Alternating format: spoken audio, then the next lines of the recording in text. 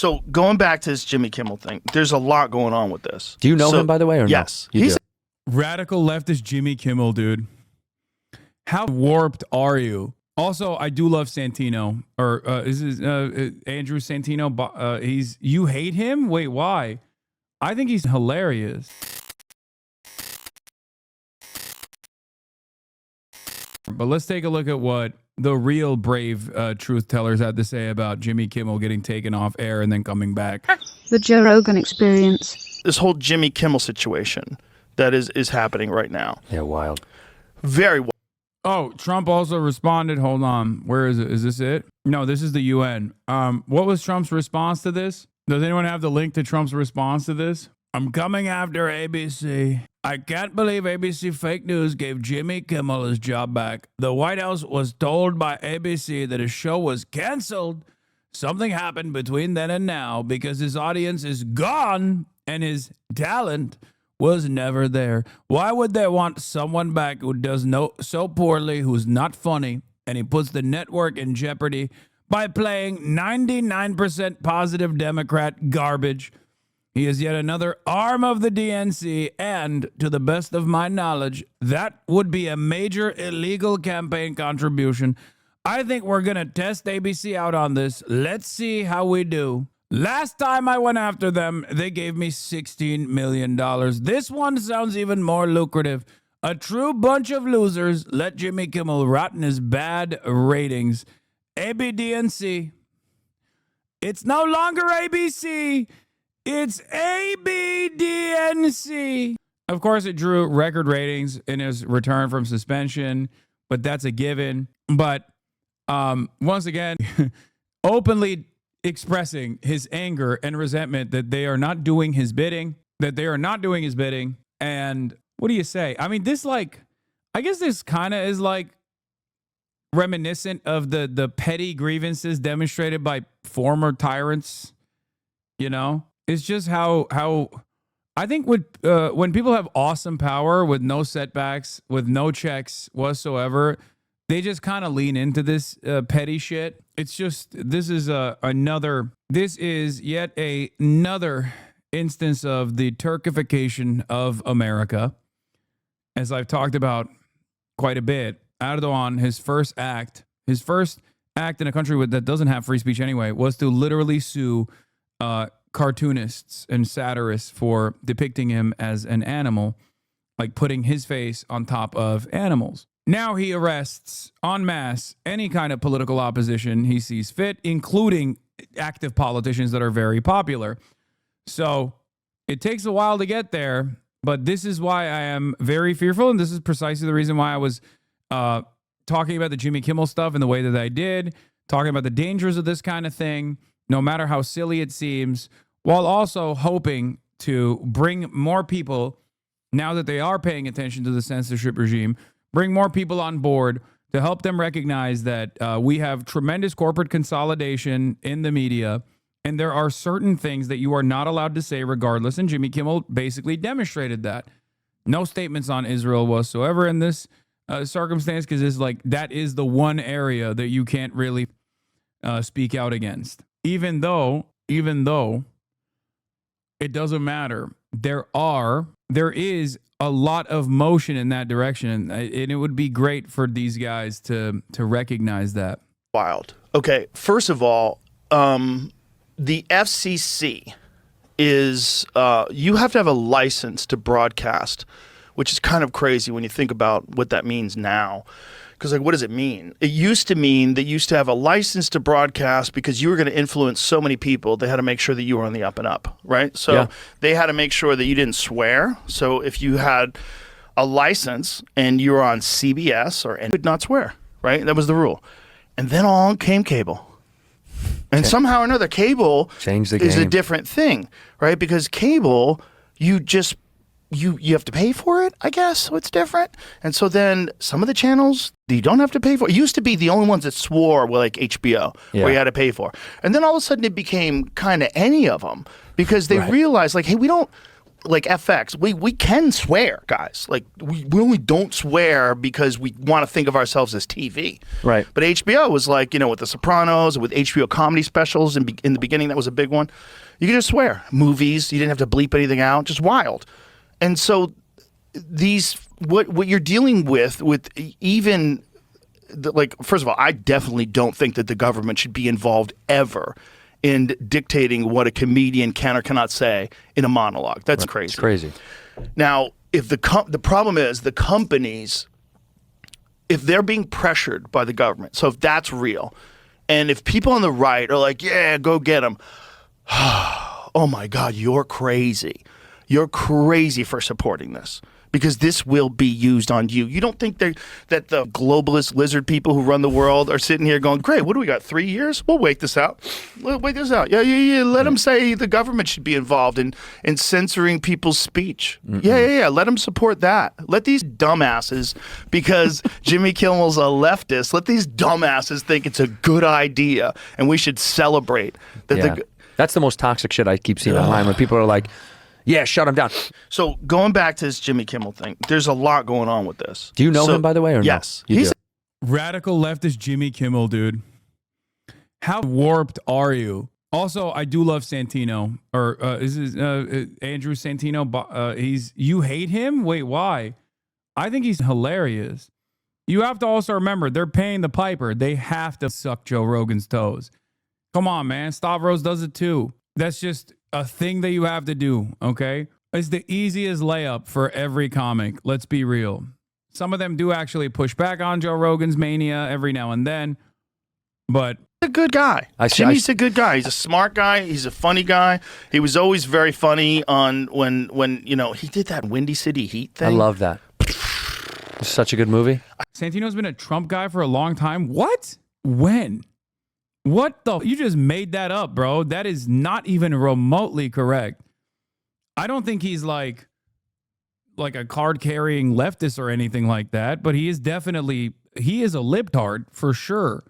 Watch his podcast. No, he's apolitical, but has like libtarded leanings for sure. You're wrong if you think that he's a Trump guy. What, you think anyone that is a comedian that like makes the easiest bare minimum lowest common denominator Asian jokes against his Asian co-host is actually a Trump guy? What are you, crazy? Faves is bad policy. I wouldn't say he's one of my faves, but I think that this is yet another instance where like leftists who unironically just like despise comedy and don't actually spend a lot of time around like normal people forget that like in the normal world, people's considerations for other marginalized communities is not so heightened as it is in this community, or I guess like the circles that you frequent online. Yeah, they do this about Shane Gillis too, where they're like, oh, he's a Trump supporter. Bro, stop defending trash comedians. Oh my God, I don't care one way or another. I literally don't give a shit if you don't like him. Everything I've seen of his comedy, I have liked. I also don't care if you don't like him. Yes, he is a reactionary that must be prosecuted. Okay. One of the worst aspects, one of the most consequential aspects of comedy in the podcasting era has been, well, one, it's like made comedy overall much worse. Okay. But one of the most consequential aspects have been that people who don't understand the medium at all have a say in this, and they unironically think that these people are demonstrating their sincerely held beliefs when they're attempting a bit. A lot of people don't understand that the personal politics of someone can be quite different from the way that they're presenting an issue. That's number one. I get why you couldn't comprehend that, because you don't think that this person is doing a performance, because the podcasting medium has basically changed that dynamic in its entirety. That's number one. And number two, when a comedian is putting out jokes, it's like a fucking musician putting out an album. Not every single part of the album is going to be bangers. Some of the fucking songs you're going to skip. There are very few albums that are all hits, no misses. However, when a comedian actually has a miss, you think personally that is a sincerely held belief that the comedian had, and now they're being reactionary. This is a real issue. This is why I always do the HasanAbi Autism Power Hour, where I try to describe to people like that this is how comedy works. This is how jokes work. Okay?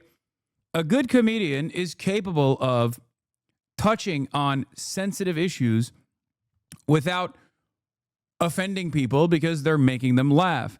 But if you are actually touching on a sensitive issue and you fail to make people laugh, all of a sudden you're a fucking racist. That's how it works. Okay? Once again, your album take is your absolute worst take. You just don't like music. Oh my God, bro. Come on. I think he tried to distance himself from that. Oh, Dude, big he became time. like very, very, very successful because it's a 25-year prank. What's his name? Perry Farrell? Yeah. No, let's not mention him. Okay. Let's, because I he's know. litigious. Let's just have people go find it when he Go said find it. heat. But you see that and you go, oh, that's the same guy? Like, yeah. Well, so one thing that does happen to guys as they get older is, they soften their ways and they change who they are. And This is the white moderate rhetoric? Yes, dude. White moderates, all of them. Famously apolitical white moderate. Shane is a Trump guy. The fuck are you on about? Oh. You're literally doing the thing that I was trying to explain, which is that comedians, their output is not the entirety of their personal politics. They are trying to entertain. If it's not for you, it's fine. You just move along. Okay?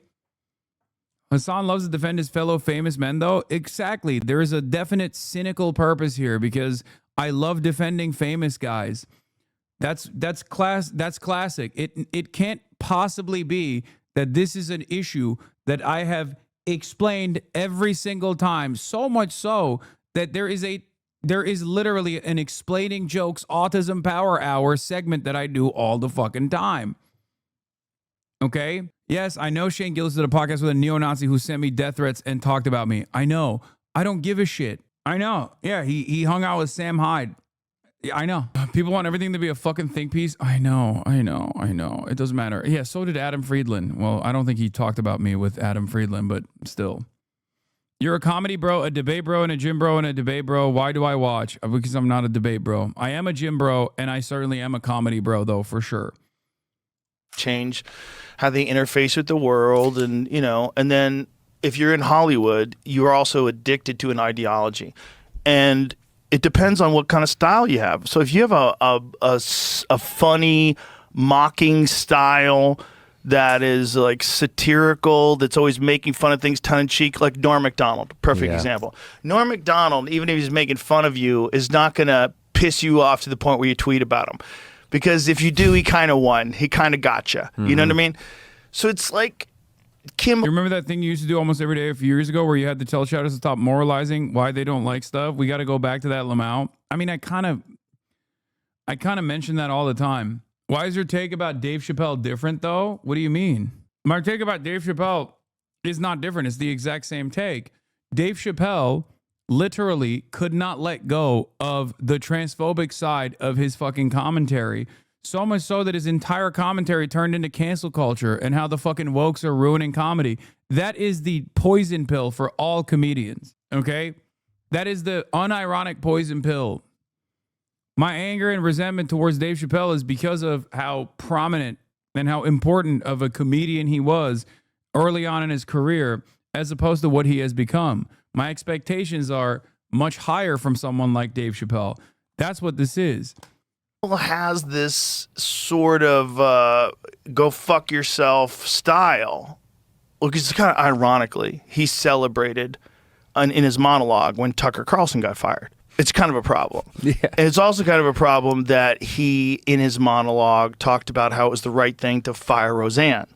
Yeah, I remember that. A little bit of a problem. Yeah. A little bit of a problem. Interesting. When did Roseanne get fired? And why did Roseanne get fired? Was it perhaps because the administration at the time was applying pressure from the FCC to fire Roseanne? That would be quite weird if that was the case, considering that it was under Donald Trump. Donald Trump was the fucking president, Joe. Did he fire Roseanne? Did he demand the firing of Roseanne? Or was Roseanne fired because she was saying insane shit? calling a black woman a monkey and shit. Like, yeah, that's the reason. And the reason why Fox News fired Tucker Carlson was not because of pressure from any administration, but because the fucking owner of Fox News was frustrated with the level of prominence that Tucker Carlson had. And also, he was costing them billions of dollars with the Dominion shit that was going on. So that's probably a big reason when you lose $1 billion fucking dollars because you are knowingly lying about the outcome of a fucking election in an effort not to lose your fan base. Yeah, that's probably going to be a fucking reason. Don Lemon was fired and you never hear libs holding water for him. Exactly. That's crazy, man. The fuck are these guys doing? These are not comparable instances. Also a problem that he thought the unvaccinated people shouldn't get hospital care if there's people who are vaccinated that need that room. I think the joke was, oh, vaccinated person who's had a heart attack, come right in here, sir.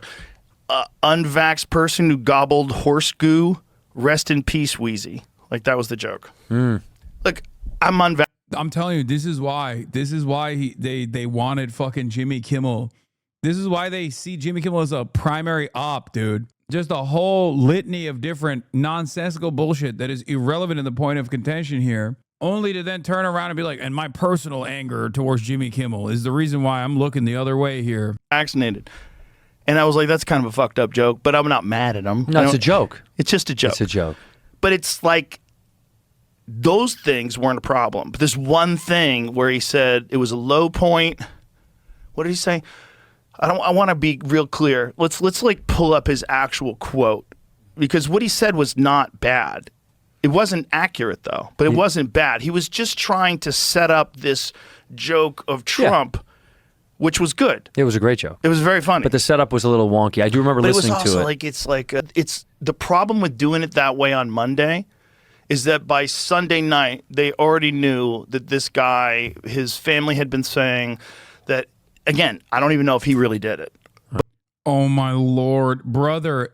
What do you mean? Oh, I don't like the way he set up the joke. It was misinformation.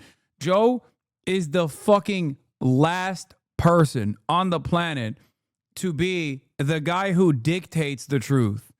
Okay? By design, Mr. fucking ivermectin, Mr. The only thing I will actually debate and not concede on is vaccine efficacy, should not be the primary, the sole dictator of what gets to be said that is truthful and what's not truthful. Come on, man. But this person who they're... Yeah, Mr. fucking why does it lie when talking about a YouTube title. Mr. We should actually make it illegal to fact check people. Oh my God. Talking about the plant. This person who they're talking about, whether or not he did it or didn't do it. Well, the FBI is now investigating deeply and further, by the way. Yeah, we'll find out. So Kash Patel did say that. Whatever that means. Yeah, that was okay. It's a weird phrasing when he goes, they're trying to pin it as anybody but them. Yeah. Asserting that he was a MAGA Well, this is guy. the thing. In the beginning, people thought he was. So the first reports were that he was a hardcore right-wing guy. That he was a registered Republican, which he may or may not be. Sometimes people go back and forth, Sure. you know. And then the other thing was that he was a groiper. So he was a Nick Fuentes fan. That was some other stuff that was going around. What's groiper? Oh, by the way, Joe Rogan also doesn't trust the official government narrative on the Charlie Kirk assassination, which is excellent. You did it. You guys did this, okay? You did this. Donald Trump, congratulations. You fucking did this, okay? No one trusts, no credibility to the institutions whatsoever, because how the fuck do you expect people to trust the institutions when it's motherfucking Kash Patel leading the FBI, the least trustworthy person I've ever encountered, okay? We'll get into that in a bit. Okay. Hold, please. Yeah. Then it came out that, no, his father is a law enforcement guy? I don't think that's true. That's not true? I think that's what that was part of the story, but I think later found out that wasn't Right. true also. So What's true? some family members, by Sunday, the Utah governor was saying that family members were reporting that this young man had been wrapped up in some very hardcore leftist ideology. So this had already been released on Sunday. So on Monday, if Kimmel had just said, Wrapped up with hardcore leftist ideology. Okay, dude. you know, it was a tragic thing that Charlie Kirk died, and let's see what the president thinks about it. Goes right to him, and like, what if this is the fourth stage of grief? It's a great joke. It's a great joke. The whole thing was great, but the problem is we had already. Yeah, it's not confirmed that he's right wing. It's confirmed that he's left wing. He's radical leftist ideology.